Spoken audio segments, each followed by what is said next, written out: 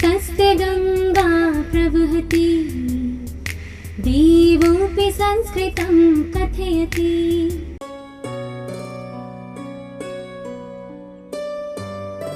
दूसरे अध्याय में श्लोक 50वां, दूसरे अध्याय के 50वां भगवान कहते हैं। इसके पहले उन्होंने कहा था ना कि योगस्था कुरु कर्माणि संगम त्यक्त्वा धनंजय सिद्ध सिद्ध्यो समो भूत्वा समत्वम योग उच्यते ना। फिर से एक बार धनंजय को याद किया उन्होंने इस श्लोक में कि बुद्धि युक्तो जहाति हो उभे सुकृत दुष्कृते तस्माद नहीं। हाँ, इसके पहले वाला देखिए, यहाँ से आप समझिए, इसमें भी योगस्था कुरु कर्माणि संगम त्यक्त्वा धनंजय, यहाँ भी भगवान ने अर्जुन को क्या कहा? धनंजय।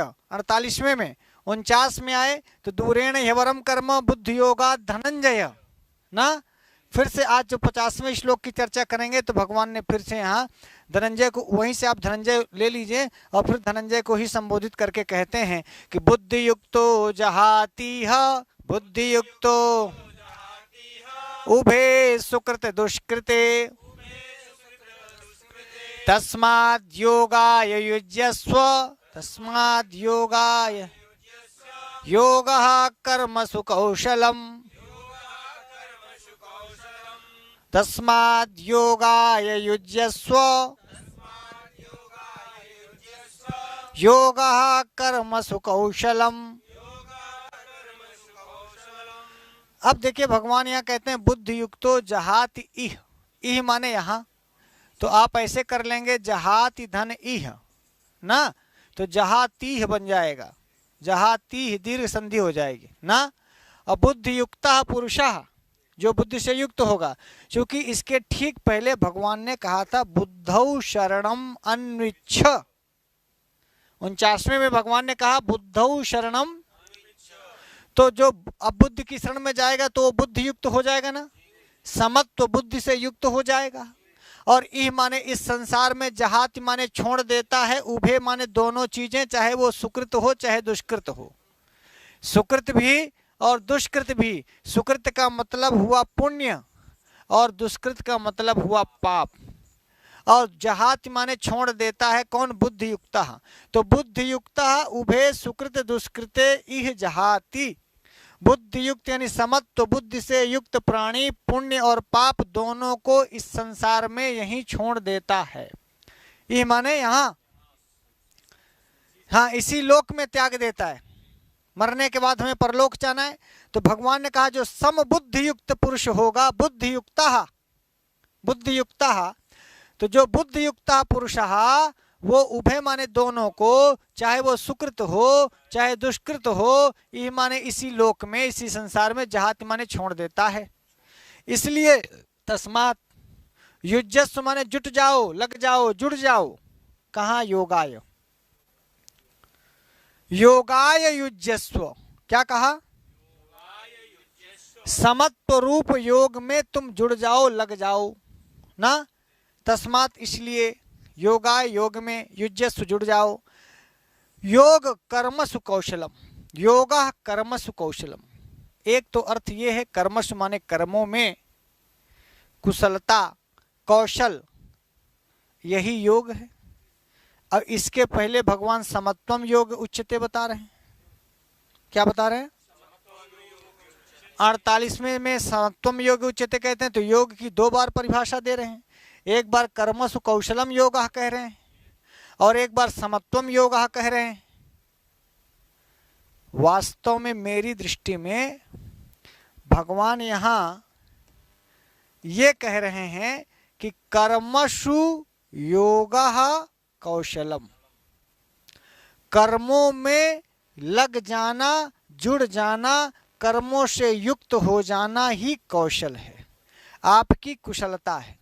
तो यहाँ कौशल क्या है ये बता रहे हैं, योग क्या है ये बता रहे हैं। ये नहीं होना चाहिए मेरी दृष्टि में। क्यों? क्योंकि समत्वम योग उच्यते भगवान कह चुके हैं और अभी अभी कहा योगाय युज्यस्व, योगाय युज्यस्व। तो कर्मों में लग जाओ, यही तो कह रहे हैं। कर्मों में लग जाना ही कौशल है या कर्मों में कुशलता प्राप्त कर लेना ही योग है। तो कर्मों में कुशलता प्राप्त कर लेना योग, ये यहाँ पर बैठ नहीं रहा है। आप समझ गए? तो कर्मों में युक्त हो जाना, कर्मों में लग जाना, या कर्म में ही समत्व बुद्धि से काम करना, यही तुम्हारे जीवन की कुशलता होनी चाहिए। समत्व रूप योग, योग माने समत्व रूप योग, तो उसमें, और वो तुम्हारे हर काम में, कोई भी काम करो इस संसार में रहते हुए ही। तो आप देखिए, जब आप ये कहेंगे ना कर्मसु कौशलम योगः, कर्मसु कौशलम, तो कर्मों में कुशलता प्राप्त कर लेना ही योग है। तो कोई आदमी बहुत सही तरीके से आपका जेब कतर दे, तो ये भी तो कर्मों में कुशलता है। और रेल में चलते चलते बहुत सारे लोग कर्मों में इतने कुशल होते हैं कि तुम्हारे जेबा से पैसा निकाल लेंगे, तुम जान नहीं पाओगे। तो कर्मसु कौशलम योगा यदि कर देंगे तो कर्मों में तो इतने लोग कुशल हैं कि तुम्हारी आंखी से तुम्हारा काजर निकालने तुम जान नहीं पाओगे। रात में तुम्हारे घर में घुस के तुम्हारे सोते सोते तुम्हारे घर की सारी वस्तुएं चुरा के लोग भाग जाएं, तो क्या यह उस चोर की कर्मों में कुशलता नहीं है? तो क्या उस चोर की जो कर्मों में यह कुशलता है वही योग है? आप समझ पा रहे हैं? भगवान, हाँ, कर्मों में, कैसे कर्मों में? चूंकि कर्म की चर्चा कर चुके हैं, समत्व बुद्धि निष्काम कर्मों में, तो कर्मों में युक्त हो जाना, कर्मों से जुड़ जाना और ऐसे समत्व बुद्धि से काम करते रहना, यह व्यक्ति के जीवन की कुशलता होनी चाहिए। यही आपका कौशल है।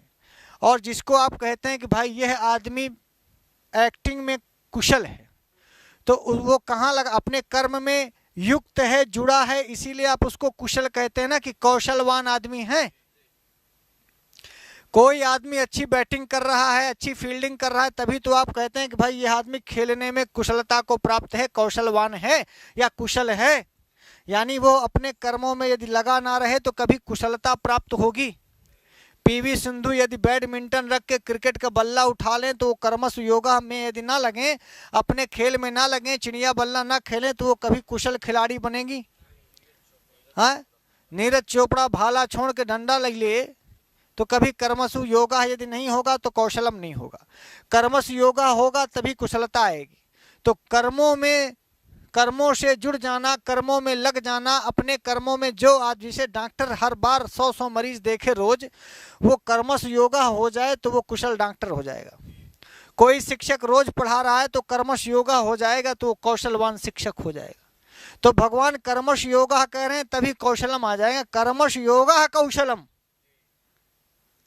अथवा ऐसा अर्थ हम करते हैं कर्मसु कौशलम योगा, तो ये प्रसंगानुकूल नहीं होगा। इसके पहले भगवान अभी अभी समत्वम योग उच्यते कह चुके हैं और कहते हैं कि योगस्था कुरु कर्माणि, योग में स्थित होकर के कर्म करो। 48वें श्लोक में देखिए भगवान ने कहा योगस्था कुरु कर्माणि, योग में स्थित होकर के कर्म करो। बोलिए, तो जब योगस्था कुरु कर्माणि कह रहे हैं तो योग में स्थित आप कब होंगे? जब कर्मों में, कर्मसु योगा, तो कर्मसु योगा भी तो योगस्था ही है। योगस्था कुरु कर्माणि, जब कर्म आप योग से जोड़ देंगे तभी तो योगस्थ होंगे। जब आपके कर्म योग से जुड़ जाएंगे, जिसको कर्मयोग कह लें, तो जब कर्म योग से जुड़ जाएगा तभी तो इसका भी अर्थ बनेगा ना 48वें श्लोक का, योगस्था कुरु कर्माणि का। जब कर्म योग से नहीं जुड़ेगा तो योगस्था कुरु कर्माणि गड़बड़ हो जाएगा। और रही बात योग की, तो भगवान समत्वम योग उच्यते कह चुके हैं, फिर से कर्मश कौशलम योग क्यों कहेंगे? जब समत्व की चर्चा हो रही है, समबुद्धि की चर्चा हो रही है, सम में रहने की चर्चा हो रही है, तो फिर कर्मसु योगा यही कौशलम, अब इससे भी ये अन्वय बनेगा योगस्था कुरु कर्माणि। योग में स्थित होकर के कर्म करने की बात कर रहे हैं, तो यहां भी कर्मश योगा करेंगे तो कर्म योग पर स्थित हो जाएगा, तभी योगस्था कुरु कर्माणि बनेगा। और यही आपके जीवन की कुशलता होनी चाहिए। बड़े मनोयोग से किसी कर्म को करना, कर्मों में योग, कर्मों में शब्दार्थ ली रहे, कर्मसु, कर्मों में योगा युक्त हो जाना, जुड़ जाना, लग जाना, डूब जाना। जो आदमी अपने कर्म में डूब जाता है, युक्त हो जाता है, जुड़ जाता है, समाधिस्थ हो जाता है, वही कुशल कारीगर होता है। बोलिए, तो कर्मसु योगा कौशलम, ये राइट आंसर होगा भगवान जो कहना चाहते हैं मेरी दृष्टि में। देखिए, कोई कारीगर है यदि कर्म में लगा रहता है, जुड़ा रहता है, तो बहुत अच्छी चुनाई कर लेता है, बहुत अच्छा घर बना लेता है। और 10-20 साल यदि वो चुनाई से ना करें तो फिर वो कर्मश योगा नहीं होता, तो कुशल कारीगर नहीं होता। एक शिक्षक को कह दो कि भाई 10-20 साल तुम ना पढ़ाओ, 20 साल बाद फिर वो उसी तरह पढ़ा लेना, कर्म में युक्त नहीं था। योगस्था कुरु कर्माणि, भगवान के वचन को नहीं सुनते आप, कर्मश योगा नहीं था, इसलिए कौशलवान शिक्षक नहीं हो सकते आप। हाँ, स्किल डेवलपमेंट की बात ही कर रहे हैं, स्किल डेवलपमेंट की भगवान बात यहां पर कर रहे हैं। आप खुद समझें, क्या कोई वकालत बहुत पढ़ा हो और इसीलिए देखिए बड़े बड़े 70-80 साल बाद भी कोई वकील कहता है कि मैं प्रैक्टिस कर रहा हूं। प्रैक्टिस क्या कर, डॉक्टर भी प्रैक्टिस कर रहा है, डॉक्टर के अंडर में छोटे डॉक्टर, जूनियर डॉक्टर प्रैक्टिस करते रहते हैं। यही कर्मश योगा ही तो है। कर्मों में लग जाना, कर्मों से युक्त हो जाना, कर्मों से जुड़ जाना, कर्मयोग करना, कर्म ही योग है। कर्मों में ही अपने को समाधिस्थ कर लेना। आप समझ पा रहे हैं? पतंजलि ने भी कहा कि योगश्च चित्त वृत्ति निरोधा, तो चित्त वृत्ति का निरोध योग है। तो सारे चित्त वृत्ति को हर ओर से निरोध करके अपने कर्म में ही लगा देना, तो सब चित्त वृत्ति का निरोध हो जाएगा बाकी चीजों से, तो हम योगी हो जाएंगे, योग हो जाएगा। तो अब देखें, कोई क्रिकेटर हर चित्त वृत्ति को हर ओर से मोड़ करके केवल अपने क्रिकेट खेल में लगाता है, वो फुटबॉल में भी उतना अच्छा खिलाड़ी, चिड़िया बाल में भी उतना अच्छा खिलाड़ी, वॉलीबॉल में भी उतना अच्छा खिलाड़ी नहीं रहता। क्रिकेट का खिलाड़ी सब चित्तवृत्तियों का निरोध करके केवल क्रिकेट में अपने आप को योगा करता है, कर्मश योगा, तो अच्छा क्रिकेटर बनता है। चिड़िया बल्ला खेलने वाला आदमी केवल चिड़िया बल्ला पर फोकस करता है, निशानेबाजी करने वाला आदमी केवल निशानेबाजी करता है, कुश्ती लड़ने वाला आदमी केवल पूरा सब चित्तवृत्तियों का निरोध करके कुश्ती में लगाता है, एक्टिंग करने वाला आदमी सारी बुद्धि को एक्टिंग में योग करता है, समाधिस्थ करता है, उसमें डुबाता है, पढ़ाने वाला आदमी पढ़ाता है, डॉक्टर मरीज गोली डॉक्टर देखता है, और वकील वकालत करता है। तो ये सब कर्मश योगा है, इसीलिए वो सब अपने क्षेत्र में कौशलवान हो जाते हैं। बोलो, अब भगवान यहां भी कहते हैं योगाय युज्यस्व, योग से में जुड़ो।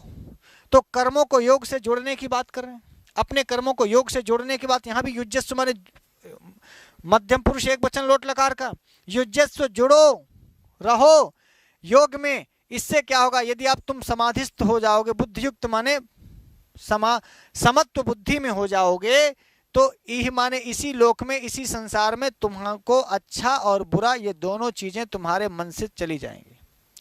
पाप पुण्य का भाव चला जाएगा। पुण्य से भी आप कभी ना कभी जुड़ते हो, बंधते हो। पुण्य भी बंधन का कारण है, पाप भी बंधन का कारण है। तो बंधन मुक्त होना है तो आपको पुण्य पाप दोनों से परे होना है। हमने ये फला काम किया, हमने ये मंदिर बनवाए, हमने इतना ये किया, हमने उतना किया, तो हम इससे भी तो अहम आएगा। तो पुण्य पाप दोनों को छोड़ देता है जो समत्व में होता है। यही समत्व बुद्धियुक्तों कहा, बुद्धियुक्त पुरुष की बात हो रही है। बुद्धियुक्तो जहाति, जो बुद्धियुक्त नहीं होगा, समत्व में नहीं होगा, वो उभय सुकृत दुष्कृत नहीं। भाई आप दुष्कृत छोड़ेंगे, सुकृत को तो पकड़े रहेंगे। और मुक्त होने के लिए, बंधन मुक्त होने के लिए या जीवन मुक्त होने के लिए सुकृत दुष्कृत दोनों से मुक्त होना है। सुकृत से मुक्त नहीं होंगे तो फिर से आप इसी धराधाम में कुछ साल बाद अपने पुण्य का फल प्राप्त करने के बाद आएंगे। तो सुकृत दुष्कृत उभय इह जहाति, बुद्धियुक्त, जो बुद्धियुक्त पुरुष है, भगवान कह रहे हैं जो बुद्धियुक्त पुरुष है वो इह माने इस श्लोक में, जहाति माने छोड़ देता है, उभय माने दोनों को, वो चाहे सुकृत हो चाहे दुष्कृत हो, पाप पुण्य सबको छोड़ देता है। इसलिए तस्मात् माने इसलिए योगाय युज्यस्व, योग से जुड़ो। और योग से जुड़ोगे तो कर्मश योगा, अपने कर्म में तुम जब युक्त हो जाओगे, डूब जाओगे, तो तुम्हें कुशलता प्राप्त होगी। देखिए, अर्जुन का कर्म ही है युद्ध करना, क्षत्रिय का कर्म है युद्ध करना, दुष्टों का नाश करना। यदि वो दुष्टों का नाश नहीं करेंगे, अन्यायियों का, आतताइयों का, अपराधियों का नाश नहीं करेंगे, क्षत्रिय का काम है किससे जुड़ो? कर्मश योगा का मतलब युद्ध से जुड़ना है। उसको भगवान उसको लड़ाना चाह रहे हैं, अपने कर्म में लगाना चाह रहे हैं, तो कर्मश योगा कह रहे हैं। और तभी जब वो खूब लड़ेगा, कोई योद्धा खूब लड़ेगा तभी तो कुशल योद्धा होगा। कोई खिलाड़ी अपने खेल में खूब समय देगा, खूब प्रैक्टिस करेगा, खूब जुड़ा रहेगा तभी तो कुशल होगा। ये सब की बात हो रही है। तो भगवान ने कहा योगा कहाँ लिखा, कर्मसु। योगा कहाँ, तो होगा क्या रिजल्ट, बोले कौशलम। ये है स्किल डेवलपमेंट। अर्जुन की स्किल क्या है, बाण चलाना। अर्जुन की स्किल है अपने युद्ध से जीत हासिल करना। और यदि वो अपनी इस स्किल में नहीं लगेगा, जैसे कहता है कि हम युद्ध छोड़ के चले जाएंगे, तो बताओ अर्जुन करेगा क्या, जूता पॉलिश करेंगे क्या? आपको समझ में आ रही बात? अर्जुन को लड़ाई के सिवाय कुछ कर नहीं सकते। अर्जुन टीचर नहीं हो सकते, पढ़ा नहीं सकते। ये टीचिंग का काम अर्जुन का नहीं है। आप समझ गए? तो आप ये देखेंगे कि जो अर्जुन का काम है, कर्मश योगा, भगवान करें कर्मश योगा, तो उससे कुशलता ही तो प्राप्त होगी। आज बहुत बड़े बड़े योद्धा सामने खड़े हैं महाभारत के युद्ध में, तो जितना ज्यादा ये अपने युद्ध के कर्म में लग जाएगा उतनी ज्यादा कुशल योद्धा बन करके निकलेगा, उतना बड़ा कुशल योद्धा बन करके निकलेगा। जितना आप पढ़ा लेंगे, कोई अच्छा वक्ता है जितने लोगों के सामने बोल लेगा उतना बड़ा वक्ता निकलेगा। जितना कितना अच्छा खिलाड़ी है, पूरे भारत के बाहर, पाकिस्तान, एशिया, पूरे महाद्वीप, पूरे विश्व में जब ओलंपिक खेलेगा, वहां जीत के आएगा तो उसकी वो और कुशल खिलाड़ी बन करके निकलेगा। अपने देश में यहाँ रणजी खेलने वाला जब पूरे विश्व में विश्व कप में खेलेगा तो और कुशल होकर के निकलेगा। बोलो हाँ या ना? तो भगवान कृष्ण अर्जुन को कह रहे हैं सारी दुनिया के सारे योद्धा महाभारत के युद्ध में आए, और उस महाभारत के युद्ध में यदि एक कुशल योद्धा बन करके निकलना है तो अपने युद्ध रूपी कर्म में उसको युक्त होना पड़ेगा, जुड़ना पड़ेगा। और इसी के बाद से एक कुशल योद्धा के रूप में प्रसिद्धि होने वाली है अर्जुन की ना। तो कर्मश योगः कौशलम, कर्मसु योगः, कर्मों में लग जाना, डूब जाना, युक्त हो जाना, समाधिस्थ हो जाना, चित्त वृत्तियों का निरोध करके अपने कर्म में ही लगा देना, एक में ही फोकस कर लेना, अपने चिंतन का, मनन का, विचार का, सोच का, सब चीजें, पूरी शक्ति, पूरी एनर्जी, पूरी ऊर्जा को एक ही स्थान पर एकत्र करके उसी में ताकत झोंक देना, यही है कर्मसु योगा। तब आप कहते हैं कि बड़े कुशल शिक्षक हैं, वो फलाना तो बड़ा कुशल ड्राइवर है। बड़े आप ड्राइविंग जानते हैं, ड्राइविंग करते करते ही ड्राइवर कुशल ड्राइवर होता है? तैरते तैरते ही कोई तैराक कुशल तैराक होता है। हवाई जहाज उड़ाते उड़ाते ही कोई पायलट कुशल पायलट होता है। पढ़ाते पढ़ाते ही कोई शिक्षक कुशल शिक्षक होता है। तो इसीलिए भगवान बार बार कहते हैं भैया कर्मशु योगा, तभी आपको आएगा कौशलम। ना पढ़ाने वाला मास्टर कुछ दिन बाद अपना खुद पढ़ाई हुई बात को भूल जाएगा, श्लोक भूल जाएगा, सूत्र भूल जाएगा। और ना प्रैक्टिस करने वाला आदमी धाराएं भूल जाएगा, वो वकील खत्म हो जाएगा। और ना रोगी को नहीं देखने वाला डॉक्टर सारी दवाएं भूल जाएगा, सब कुछ भूल जाएगा। अर्थात कर्मों में लगे रहने से स्किल डेवलपमेंट होती, कुशलता आती है। हाँ या ना? हाँ, जो लोग जिम नहीं जाते हैं, शरीर बनाना है जिनको, तो उनको कर्मों में लगना ही पड़ेगा, तभी मसल्स बनेंगी, तभी वो स्वस्थ रहेगा। आप देखें कि हर बार भगवान एक बात आपसे कहना चाहते हैं, 5000 साल पहले कही हुई बात आपके लिए उतनी ही सार्थक है कि भैया अपने कर्मों में लग जाओ। और हर व्यक्ति जो भी कर्मों में लगता है, आप बहुत अच्छे कथावाचक तब हो सकते हैं जब हजारों हजार कथाएं आप कह चुके हो, बहुत सारे श्लोक आपको याद हो जाते हैं, बहुत सारे प्रसंग आपको याद हो जाते हैं, आप कुशल वक्ता हो गए, आप कुशल प्रवाचक हो गए। क्यों? क्योंकि आप कर्मश योगा हैं, आप कर्मों में लगे रहे, आप कर्मों से युक्त रहें। योग का अर्थ समाधि है, तो आप कर्मों में ही समाधि लगाएं, आप अपने कर्मों में ही समाधि लगाएं। यही कुशलता, यही मुक्ति का द्वार भी है। और आप देखें, आप अपने कर्मों में रहते रहते एक ऐसे कुशल हो जाएं कि आपको मोक्ष भी मिलेगा, आपका बंधन भी कटेंगे। क्या क्या अच्छा क्या बुरा, इन सब चीज़ों से परे होकर के भगवान ने कहा कि जो बुद्धि युक्त पुरुष है, समत्व बुद्धि में जिसका चित्त समत्व बुद्धि सम सोचता है, सबके लिए बराबर है, वह व्यक्ति क्या पुण्य क्या पाप दोनों को यहाँ छोड़ देता है। उसको पाप पुण्य से कहीं से नहीं बंधता, किसी में बंधन नहीं तो बंधन तो पुण्य में भी, बंधन तो पाप में। मतलब सिर्फ ये नहीं कि पुण्य मत करो कि पाप करो, भगवान सिर्फ कहते हैं कि अपने कर्मों में फोकस करो। और आप सोचिए, जरा कल्पना करिए कि यदि कर्मश योगा, पूरा विश्व कर्मश योगा हो जाए, पूरा विश्व कर्मश योगा, एक बार कल्पना करिए आंख बंद करके, प्रधानमंत्री कर्मश योगा हो जाएं, हर मुख्यमंत्री कर्मश योगा हो जाए, हर विधायक कर्म में अपना लग जाए, हर मास्टर अपने कर्म में लग जाए, हर विधायक अपने कर्म में लग जाए, हर कर्मचारी, हर मजदूर, हर शिक्षक, हर अधिकारी, हर छात्र सब अपने अपने कर्म में लग जाएं, तो क्या स्किल डेवलपमेंट जो सरकार का प्रोग्राम है कि चलाते हैं, ये स्किल वो स्किल, जब तक कर्मश योगा नहीं होगा तब तक कौशलम नहीं होगा। और वही सब अकुशल हैं जो कर्म में युक्त नहीं है, कर्मों में लगे हुए नहीं है। और डेवलप स्किल की मांग होती है भाई साहब, ज्ञान की नहीं। ज्ञान की कीमत तब है जब ज्ञान कौशल के साथ जुड़े, तब। आपकी पढ़ाई, आपकी डिग्री पर कोई बड़ी कंपनी आपको बहुत ज्यादा पैसा नहीं देती, आपके स्किल पर, आपके नॉलेज बेस पैसा नहीं है आज के जमाने में, और कभी नहीं था। 5000 साल पहले भगवान कृष्ण कहते हैं नॉलेज बेस नहीं, कौशल बेस बात करते हैं। और कुशलता आएगी आपको अपने कर्मों में लगने से, आपको कर्मों को करने से। कहीं भी अपराध हो रहे हैं मतलब कर्मश योगा नहीं हो रहा है, बोलिए। तो हर अपने अपने स्वधर्म में, स्वकर्म में लगे रहने से ही, भाई ये तो आपका स्वकर्म नहीं है कि आप दूसरों को चोरी करें, हमारे यहाँ दूसरों की हत्या करें, ये आपका कर्म नहीं, ये इस कर्म में लगने की बात नहीं करते। नहीं तो आप ये कहें कि सर हम कह रहे थे कर्मश कौशलम, कर्मों में कुशलता प्राप्त कर लेना योग है, तो हमने आपको उदाहरण दिया कि जैसे चोरी अपने चोरी कर्म में, चोर अपने चोरी कर्म में निपुण है, तो क्या उसका भी फिर योग हो जाएगा? वो भी कर्मश कौशलम होगा तो योग हो जाएगा। कोई इतनी सफाई से झूठ बोल लेता है, रविंद्र जैन इतनी सफाई से झूठ बोल लेते हैं कि बड़े बड़े लोग जान ही नहीं पाते हैं कि यार झूठ बोल रहा है। बहुत सारे लोग लड़के होकर के भी, एक लड़का एक लड़के को ही फोन करता था लड़की की आवाज में, और इतनी सफाई से वो लड़की की आवाज बोल लेता था कि वो आदमी सालों साल नहीं जान पाया कि हमसे लड़का बात कर रहा है कि लड़की बात कर रही है।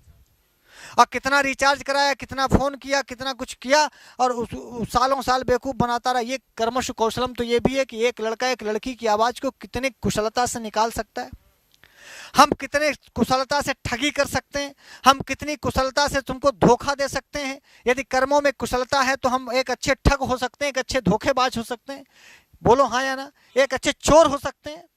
पर भगवान ने कहा कि कर्मश कौशलम नहीं, कर्मश योगा, कर्मों में लग जाना, कर्मों में जुट जाना, कर्मों से संबद्ध हो जाना, बोलो कर्म में ही समाधिस्थ हो जाना, कर्म में ही, पतंजलि की दृष्टि से कर्म में ही चित्तवृत्ति निरोध योग है। तो चित्तवृत्ति का निरोध करके एक जगह पर फोकस करना, बोलो, तो इससे आपको मिलेगा कौशलम।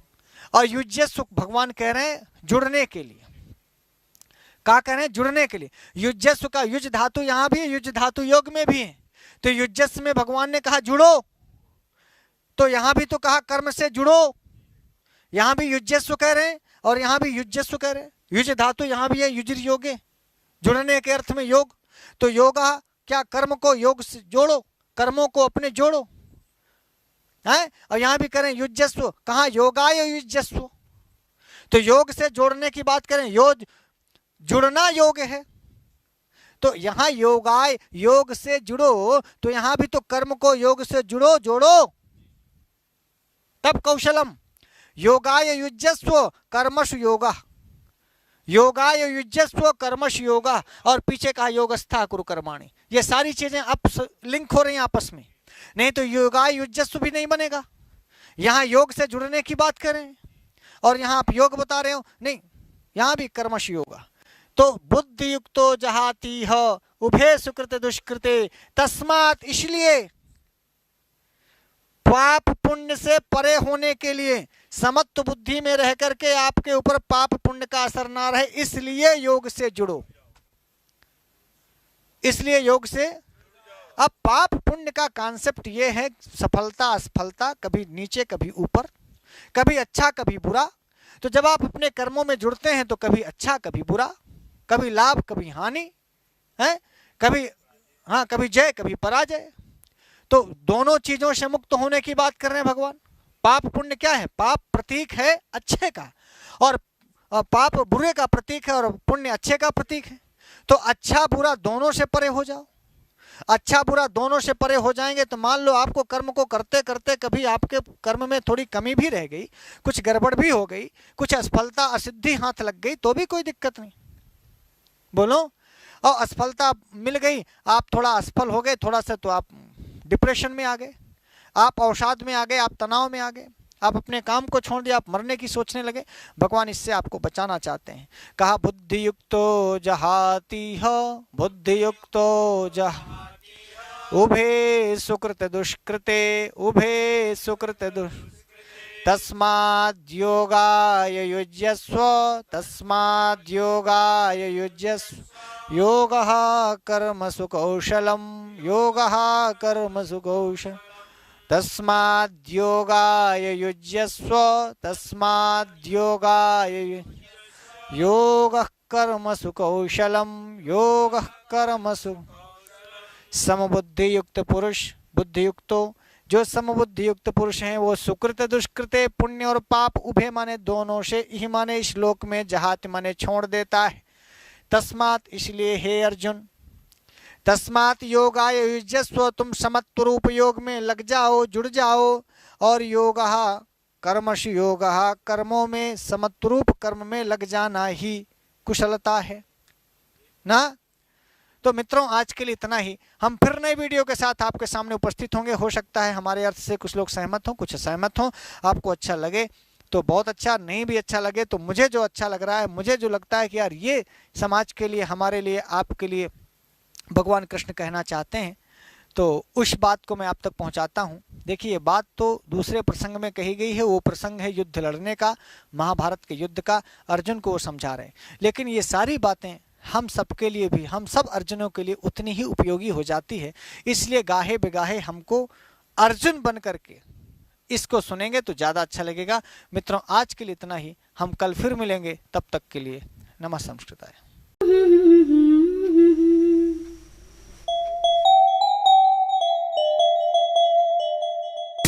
संस्कृत